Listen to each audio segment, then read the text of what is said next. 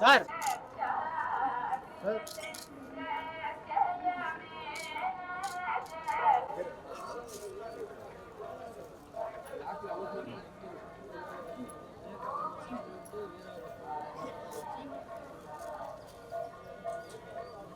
నాకు సైడ్ చెప్పండి.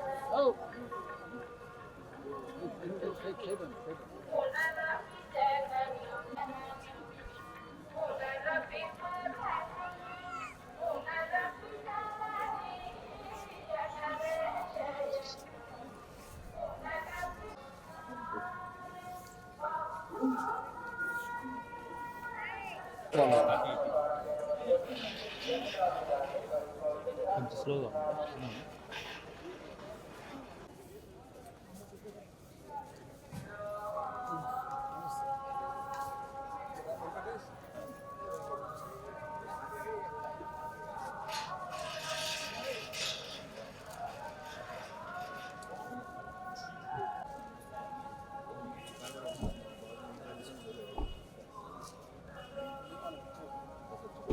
నా బర్త్డే సందర్భంగా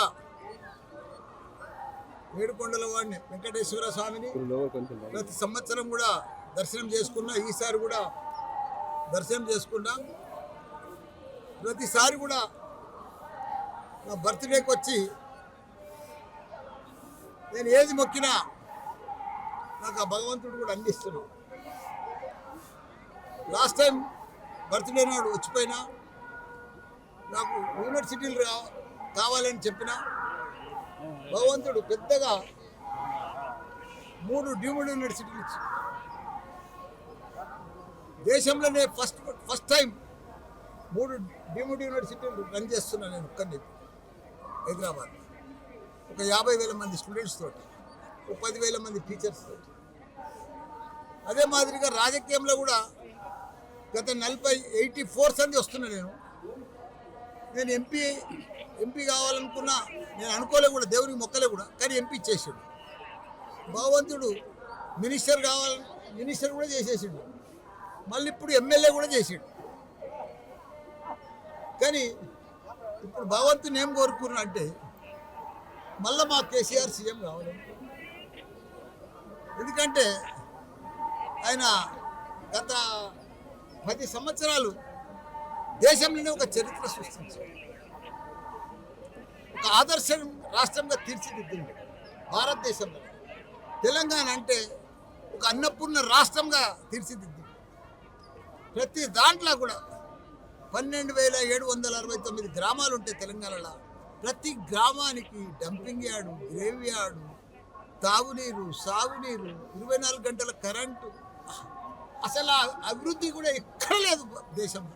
అట్లా చేసి కాకపోతే మా కేటీఆర్ గారు కూడా 3 లక్షల ఉద్యోగాలు ఉండే ఐటీ పరిశ్రమ, 9 లక్షల ఉద్యోగాలు తీసుకున్నారు.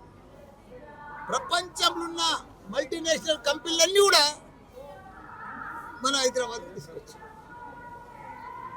ఒకనాడు ఐటీ అంటే బెంగళూరు ఉండే, దాన్ని కూడా బీడ్ చేసే పరిస్థితికి తీసుకొచ్చారు. రియల్ ఎస్టేట్ అయితే ఇండియాలోనే నెంబర్ 1 ఉండే. అలాంటిది ఇప్పుడు చూస్తే ఆగమాగం. రియల్ ఎస్టేట్ లేదు, ఎక్కడ కూడా పరిస్థితి బాగలేదు. ఒకనాడు ఆంధ్రలో అంతా అమ్ముకొని ఇప్పుడు హైదరాబాద్ ఇప్పుడు అంతా రివర్స్ అయిపోయింది. మళ్ళీ ఇప్పుడు ఆంధ్రలో మన తెలంగాణలో ఇప్పుడు అమ్మితే కూడా అమ్మబోతున్నారు. ఇప్పుడు ఆంధ్ర అంతా కూడా చంద్రబాబు నాయుడు చాలా బాగా చేశారు.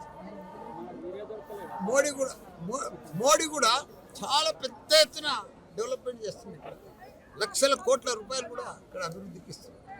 ఇక్కడ ఉన్నది కూడా డెవలప్మెంట్ లేదు. పర్ క్యాపిటల్ ఇన్కమ్ ఉండే ఒక టాప్, అది కూడా మెల్లగా జారిపోతూ ఉంది. కాబట్టి అందుకే మళ్ళీ మా కేసీఆర్ వస్తే పాత రోజులు వస్తాయి.